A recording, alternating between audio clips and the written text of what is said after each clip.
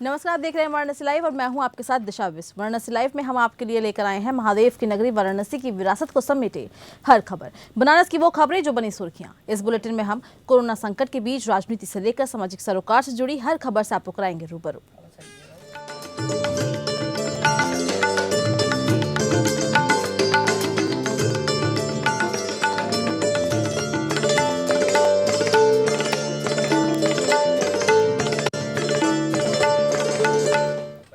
पूर्वांचल विद्युत कर्मचारी संयुक्त संघर्ष समिति के आह्वान पर विद्युत कर्मी अनिश्चितकालीन हड़ताल पर है। ऐसे में बिजली की समस्या से आम जनता को परेशानी न होना पड़े, इसके लिए जिला प्रशासन ने 3 कंट्रोल रूम बनाए हैं। बावजूद इसके हड़ताल के पहले ही दिन बनारस के कई क्षेत्रों में लाइट गायब दिखी और शाम होते होते कई इलाकों में अंधेरा छा गया।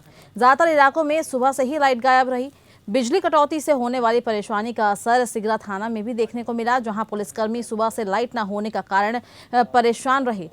बिजली न होने से गर्मी से परेशान पुलिसकर्मी अखबार से खुद को हवा देते दिखे। वहीं अंधेरा होने के चलते कुछ मोबाइल की फ्लैश लाइट से काम कर रहे हैं। सुबह से लाइट ठप होने से थाने के सभी कंप्यूटर भी बंद पड़े हैं, जिसके चलते कंप्यूटर संबंधित या ऑनलाइन संबंधित कार्य भी बाधित हुए। जिला प्रशासन की ओर से जारी कंट्रोल नंबर पर संपर्क करने पर बताया गया कि शहर में लोकल फॉल्ट है और अगले कुछ घंटे में विद्युत व्यवस्था सही कर ली जाएगी। पर सुबह से ही चौक, सिगरा और भी अन्य क्षेत्रों में लाइट नहीं है, जिसके चलते दुकानदारों को भी परेशानी का सामना करना पड़ा। वाराणसी जो हमारे प्रधानमंत्री के संसदीय क्षेत्र है और लगातार प्रधानमंत्री जी की अनुपस्थिति में बनारस की स्थिति काफ़ी दयनीय हो चुकी है। यहाँ के अधिकारी क्या कर रहे हैं हम लोग को समझ में नहीं आ रहा है। आज जो आप लाइट कटने का जो बात कर रहे हैं, हम लोग इस चीज़ों को काफ़ी सालों से देख रहे हैं।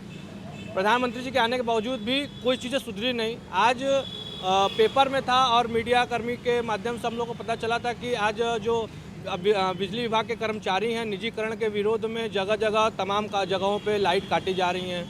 आज हम लोग जा रहे थे तो देखे कि यहाँ पे पूरा थाने पे लाइट कटा हुआ है, जगह जगह लाइट कटी हुई है। मतलब कुछ समझ में नहीं आ रहा है कि इस देश में और इस शहर में हो क्या रहा है। प्रधानमंत्री जी का संसदीय क्षेत्र है, सारे विधायक भाजपा के हैं। देखिए, जिस प्रकार प्रधानमंत्री जी द्वारा हर चीज़ों का निजीकरण किया जा रहा है, सरकारी कंपनियों का निजीकरण किया जा रहा है, उसी में बिजली विभाग के भी कर्मचारियों को इस चीज़ों से ज़्यादा परेशानी हो रखी है। और इसी वजह से आज बिजली विभाग की जो कर्मचारी हैं वो एमडी कार्यालय के बाहर धरना दे रहे हैं और इसी वजह से आज लाइट की कटौती है। आज स्थिति ये है कि सिगरा क्षेत्र का जो सिगरा थाना है, यहाँ पर भी लाइट नहीं है और यहाँ लोगों की जन सुनवाई किस माध्यम से होगी ये यहाँ के लोग नहीं समझ पा रहे हैं। ये सरकार को बताना चाहिए कि ये किस तरीके से होगा। और वाराणसी में कांग्रेस ने यूपी सरकार के विरोध में जुलूस निकाला और इस दौरान प्रदर्शनकारियों ने हाथरस पीड़िता से श्रद्धांजलि दी।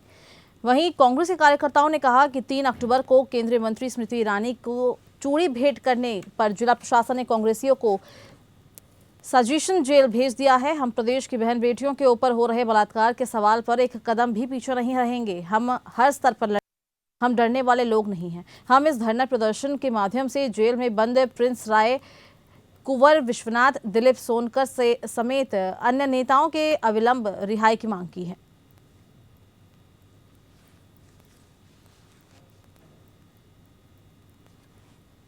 कैंडल मार्च हाथरस की बेटी, उत्तर प्रदेश और भारतवर्ष की बेटी, दलित वाल्मीकि समाज से आने वाली के लिए न्याय के लिए हम लोग कैंडल मार्च निकाले हैं। कहाँ निकाले हैं? हम लोग ये जो सुभाष चंद्र बोस का पार्क है गुलाब बाग, इसी वहाँ से लेकर के भारत माता मंदिर तक हम लोग निकाले हैं और यहाँ पर उनकी आत्मा की शांति के लिए हम लोग कैंडल मार्च निकाला। और गिरफ्तारी के लेकर क्या कहेंगे? गिरफ्तारी को वर्तमान समय में मैं तो यही कहना चाहूँगा आपसे जो है कि जो मनमोहन सिंह जी के पीरियड काल में ये स्मृति ईरानी निर्भया कांड को लेकर के ये चूड़ी पहनाने के लिए पहुंची हुई थी, वही चीज़ याद दिलाने के लिए हमारे कांग्रेस के साथी और यूथ कांग्रेस के साथी उनको चूड़ियां लेकर भेंट करने पहुंचे और अपनी बात कहना चाहे उनसे जो है।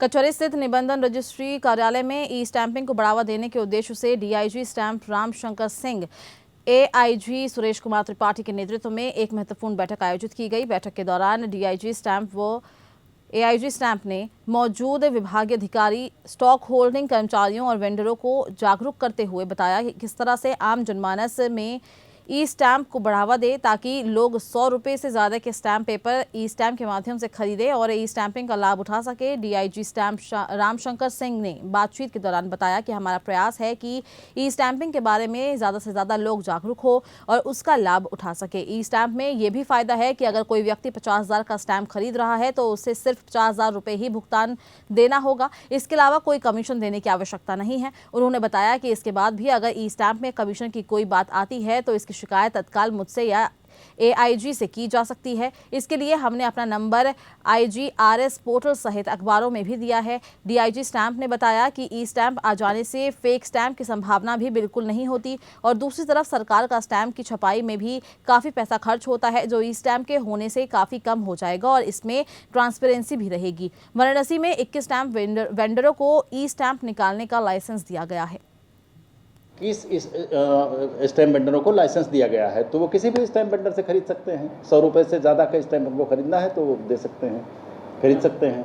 दूसरे ई स्टैम्प में जैसे 50,000 का स्टैम्प खरीद रहे हैं तो उन्हें 50,000 रुपये ही देना है, कोई कमीशन नहीं, कोई कुछ नहीं।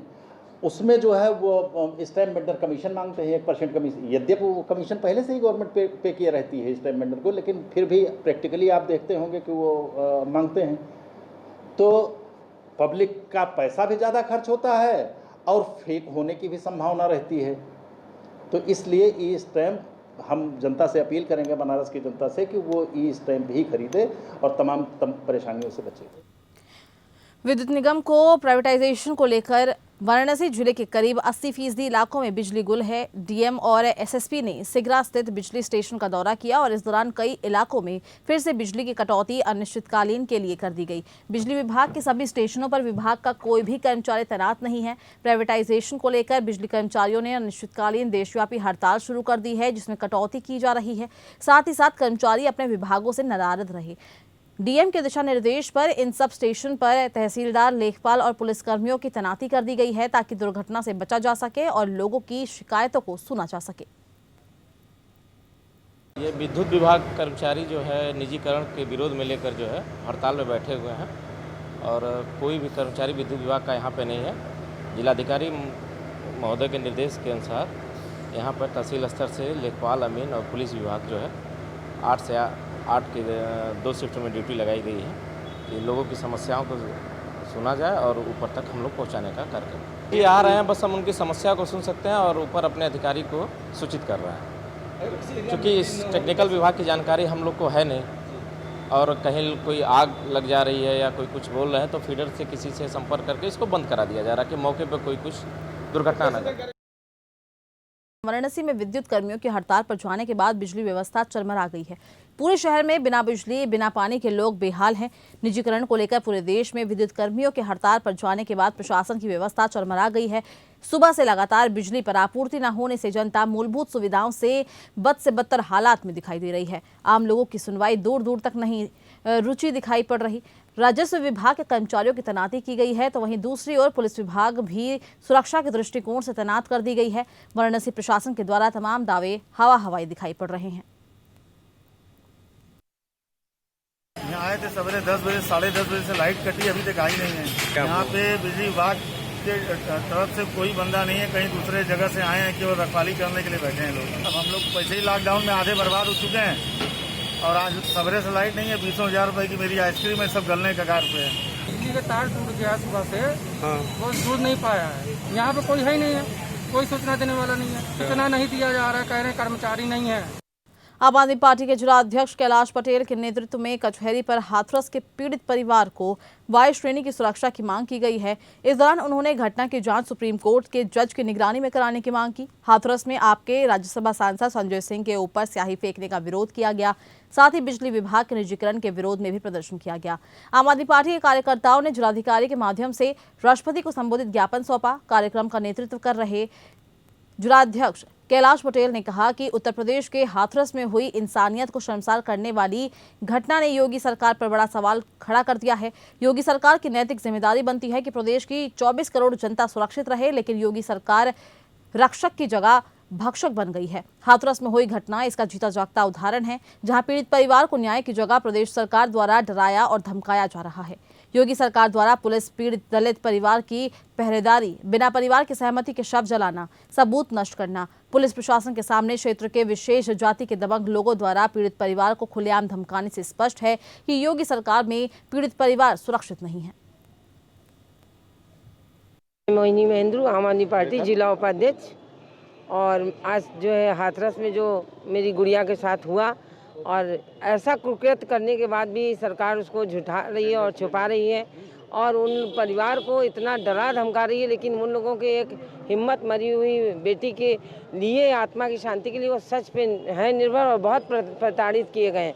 आज हमारे राज्यसभा सांसद उस दुखी परिवार से मिलने गए थे, मिल के जब लौट रहे थे, लेकिन आपको ये बता दूं कि वो उनको जो है सरकारी महकमे पुलिस गाड़ी में ले जाया गया कि मैं गारंटी से आपको ले चलता हूं क्योंकि यहाँ पर बड़ा उपद्रव हो रहा है। तो राज्यसभा सांसद गाड़ी में सुरक्षित गए थे और लौट भी रहे थे और वहीं पे ये दरिंदा जो बीजेपी के द्वारा संरक्षित है इसने स्याही डाली है कि हाथरस में जो गुड़िया के साथ दरिंदगी की गई उसके खिलाफ, साथ ही हमारे उस पीड़ित परिवार को सांत्वना और न्याय के लिए हमारे प्रतिनिधिमंडल माननीय सांसद श्री संजय सिंह जी के नेतृत्व में गया हुआ था। उनके साथ पुलिस कस्टडी में, पुलिस प्रोटेक्शन में उनके साथ दुर्व्यवहार किया गया, स्याही फेंकी गई।